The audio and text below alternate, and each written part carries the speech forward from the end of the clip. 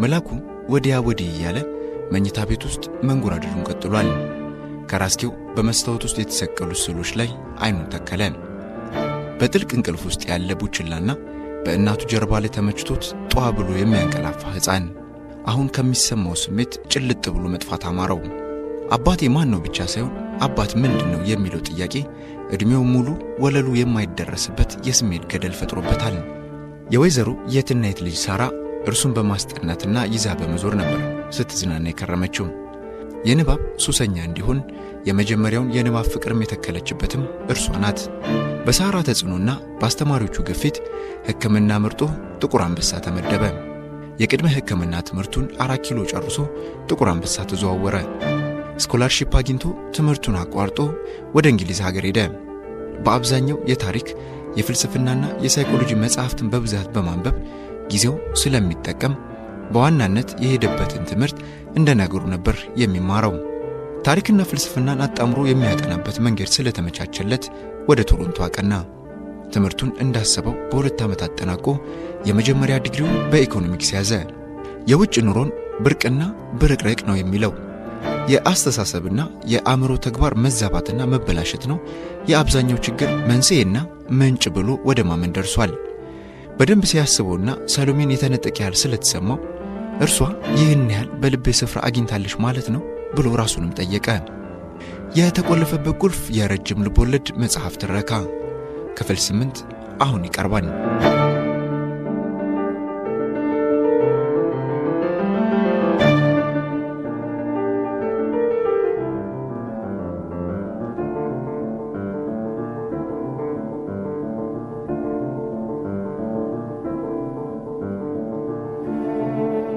ለዛሬ ጧት ነበር ከሰሎሜ ጋር ቤተክርስቲያን ሄደው ከዛም የጻፈውን ጽሑፍ እያዩ ለማውራትና አብረው ለመዋል እቅዳቸው። ትናንትና ሁሉንም ለውጦታል። እሷም ድንገት በወንድሟ ላይ በደረሰው አደጋ ምክንያት ወደ አሜሪካ ሄዳለች። ይህንን ሁሉ ጉድና ኮተት ከልጅነት እስከ ዕውቀት ፍርሃቱንና የብቸኝነቱን ስሜት ምን እንደቀሰቀሰበት ለማሰብ ሞከረ። ከምስለ መላኩ ጋር ያደረገውን ጥልቅ ውይይትስ ምን አመጣው ብሎ መጠየቁም አልቀረም።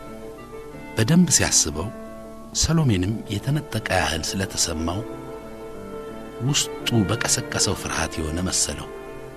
እሷ ይህን ያህል በልቤ ውስጥ ስፍራ አግኝታለች ማለት ነው ብሎ ራሱን ጠየቀ። የሚሰማውን ስሜትና ምን ያህል ልቡ እንደናፈቃት ላለማመን ከራሱ ጋር ክርክር ሊያደርግ ሲሞክር አንዳች ነገር አስቆመው። ይህንን ማድረግ ታጥቦ ጭቃ መሆንና ከእውነቱ መሸሽ የፈሪ ኑሮ ስለመሰለው ለመጀመሪያ ጊዜ ለሰሎሜ ያለውን ጥልቅ ፍቅር ለራሱ በማመን ካጠገቡ እንድትሆንለት ተመኘ። የተቀመጠበትን የሶፋ ትራስ አቅፎ ልቡን ከሰቀለበት ሩቅ ጠፈር አውርዶ ከሳምባዎቹ መካከል ወደሚገኘው የተፈጥሮ ቦታው መለሰው። ተሰምቶት የማያውቅ ደስ የሚል ሙቀትና የመለወጥ ፍላጎት አደረበት። የሰሎሜ ባጠገቡ አለመኖርና ርቃ መሄዷ የፈጠረውን ህመም ግን አሁንም ማስታገስ አልቻለም። ስልኩን አንስቶ ያነሳትን ፎቶዎች ማየት ጀመረ። ደስታ፣ ሳቅ፣ መፈንደቅና መፍለቅለቅ ይታይባታል። አንዱን ፎቶ ሲያይ ሳያውቀው ፈገግ አለ። ምላሷን አውጥታ ስታሾፍበት ነው ያነሳት። ነፋሱ ደግሞ ጸጉሯን በታትኖ አንጨባሮት ስለነበር አስቂኝ አድርጓታል። ልታጠፋው ሞክራ በመከራ ነው ያስቆማት። አይኗን ቦዘዝ አድርጋ ስታየው ያነሳት የሚቀጥለው ፎቶ ደግሞ እርሷ ብቻ የምትችለውን ፈገግታ ያሳያል። ሳያስበው ፎቶውን ሳመው። ወይ ጉድ ብሎ ሲነዘንዘው ወደ ነበረው የሐሳብ ፍሰት ተመለሰ። የለውጥ ብቸኛው መንገድ ልብና አእምሮ አንድ ቋንቋ ሲናገሩና ለአንድ ሐሳብ ሲኖሩ መሆኑ ለመጀመሪያ ጊዜ በራለት። ይህንን አሁኑኑ ለሰሎሜ ማካፈል ቢፈልግም እርሷ አሁን በአትላንቲክ ውቅያኖስ ላይ ሰማይን ሰንጥቃ ወደ አሜሪካ እየገሰገሰች ነው። ለረጅም ጊዜ ልቡ ለአእምሮው መንገር የሚፈልገው ብዙ ነገር ቢኖርም በመካከላቸው ያለው ገደል መሰናክል እንደሆነበት ገባው። አሁን ግን ልቡና አእምሮው የተቀራረቡ መሰለው። ግን ደግሞ ይህ ሊጎለጉል የሚችለው ስንት የታሸገ የሕይወት ዶሴና ያለፈ ዘመን ጓዝ በቅጡ የገባው አይመስልም። ቢሆንም እንደገና የመተኛት ፍላጎት አልተሰማው። ቡና አሰኘው። ቡና ከጠጣ ደግሞ የበለጠ ይነቃል። አሁን መተኛት ሳይሆን መንቃት ነው የፈለገው። የተኛ አእምሮ የሌለ አእምሮ ነውና። ብዙ የተኛ አርፍዶ ነው የሚነቃው። አርፍዶ የነቃ ደግሞ ቢሮጥም ቢንጠራራም የማይደርስባቸው ወርቃማ ዕድሎች ያመልጡታል።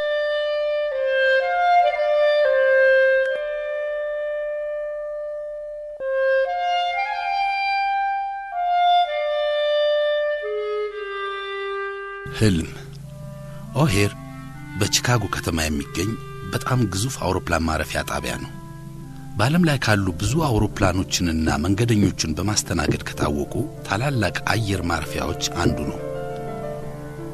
በቺካጎ ከተማ ሰሜናዊ ምዕራብ አቅጣጫ የሚገኝ ሲሆን ከዋናው የከተማው ክፍል እጅግም ሩቅ አይባልም። ትልቅነቱ ወሰን የለውም። በከተማ ውስጥ ያለ ከተማ ነው ይሉታል። ለነገሩ ቺካጎም እጅግ ግዙፍ ከተማ ናት። ከአሜሪካ ሶስተኛ ትልቅ ከተማ ናት በውስጧና በአካባቢዋ በሚኖረው የሕዝብ ብዛት። ወደ 3 ሚሊዮን የሚጠጋ ሕዝብ በከተማው ሲኖር ከከተማው ተያይዘውና ተቀራርበው ያሉ የዙሪያ ገባ ከተሞች ከተቆጠሩ ደግሞ ነዋሪው ወደ 10 ሚሊዮን ይጠጋል። በአሜሪካ ረጅሙ ሕንጻ ያለውም እዚሁ ቺካጎ ውስጥ ነው። ሲርስ ታወር ይባል ነበር ለረጅም ጊዜ። አሁን ደግሞ ከቅርብ ጊዜ ወዲህ ዊልስ ታወር ተብሏል። ጫፉ ላይ ሲወጣ በቺካጎ ዙሪያ ያሉ 3 ግዛቶች ድረስ ዘልቆ ያሳያል። ፀሐያማ ብራ ቀን ከሆነ፣ ማታ ላይ ከሆነ ደግሞ የተንጣለለውን የከተማይቱን ስፋት መሬቱ ላይ የፈሰሰ የብርሃን ቆሎ በሚመስለው የከተማይቱ መብራት ላይን እስኪታክት ማየት ይቻላል። አንጋጠው ቢያዩ አንገት የሚቀነጥሱት ረጃጅም ሰማይ ጠቀስ ሕንጻዎች እንደ ጅብራ ተገትረው ለከተማይቱ ግርማ ሞገስ አላብሰዋታል። ቺካጎ ከትልቅነቷ ባሻገር ጽዱና ውብም ናት። በአረንጓዴ የአትክልት ስፍራና ጫካ የተሞላች በሚቺጋን ሐይቅ የተከበበች ከተማ።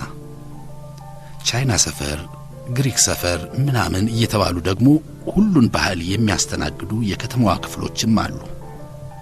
የጥቁሩም ቁጥር ከብዙ ከተማዎች ይልቅ ይበዛል። ከሦስቱ አንዱ የከተማው ነዋሪ ጥቁር አሜሪካዊ ነው። ድህነት ባጠቃው የደቡቡ የከተማዋ ክፍል ነው የጥቁሮችም መኖሪያ በአብዛኛው። የመጀመሪያው ጥቁሩ የአሜሪካ ፕሬዝዳንት ኦባማም ሃዋይ በተባለችው ምድረገነት ምዕራባዊ የአሜሪካ ግዛት ቢወለዱም ከዚህችው ከተማ ነው ለመመረጥ የበቁት። እኚህ ሰው የሃርቫርድ ምሩቅ ጠበቃ፣ የሕግ አስተማሪ ነበሩ እዚህችው ከተማ ውስጥ። ከዚያም የግዛቲቱ ሴናተር ሆነው ጥቂት ከቆዩ በኋላ ነው የሕግ መወሰኛ ምክር ቤት አባል በመሆን ወደ ዋሽንግተን ዲሲ የተላኩት። 2 ዓመት ሳይሞላቸው ደግሞ የአገሪቱ መሪ ለመሆን በቁ። በደቡባዊው አሜሪካ ግዛቶች ተንሰራፍቶ የነበረው አስከፊ የባርነት ኑሮ በሚሊዮን የሚቆጠሩ ጥቁሮችን ሕይወት ያጨለመ ነበር። ይህም በሕግ በ1860 እንደ አውሮፓ አቆጣጠር በመታገዱ በአገሪቱ ታሪክ ታይቶ የማይታወቀው የእርስ በርስ ጦርነት ተቀሰቀሰ። በዚህ ጊዜ የአገሪቱ መሪ የነበሩት አብርሃም ሊንከን ይህችው ከተማ ካለችበት ግዛት ነው የበቀሉት። ዓለም ሁሉ አንቱ ብሎ የሚማልልላት የቴሌቪዥን ንግሥት ኦፕራ ዊንፍሬም ሥራዋ እየተዘጋጀ የሚሰራጨው ከዚሁ ከቺካጎ ነው። የሙዚየሙ የኮሌጁና የመዝናኛው ብዛትማ ልክ የለው። ያላገቡና በጣም የተማሩ ወጣቶች ይበዛሉ ይባላል እዚህ ከተማ።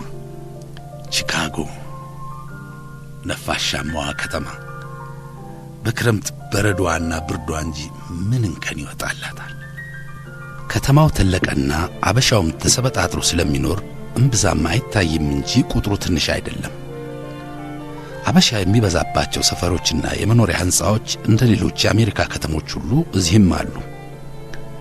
በሰፈሮቹ ያበሻ ምግብ ቤት በህንጻዎቹም ውስጥ የእንጀራ በወጥ ሽታ አይጠፋም።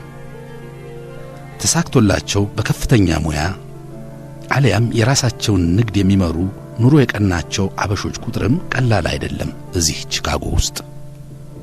ሆኖም ግን ወንዱ ታክሲና ፓርኪንግ፣ ሴቱም ሱቅና ፋብሪካ ተቀጥሮ የሚሰራ ነው የሚበዛው።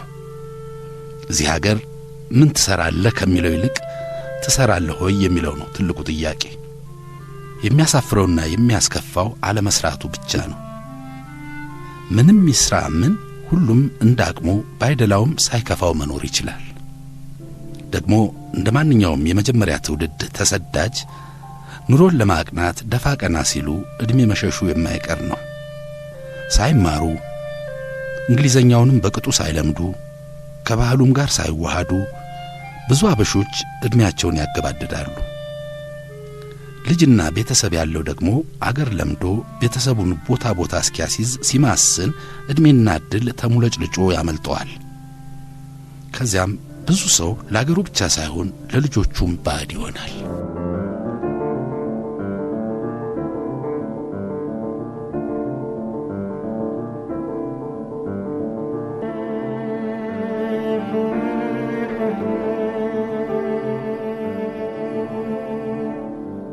በአየር ማረፊያው ግድግዳ ላይ የተሰቀለው ቴሌቪዥን መሳይ ሰሌዳ አውሮፕላኑ እንዳረፈ ያሳያል። ሰሎሜን ሊቀበላት የመጣው ሕያው ሲሆን ጓደኛው ክብሮምም አብሮት አለ። ሕያውና ክብሮም አብረው ነው የሕክምና ትምህርት የተማሩት።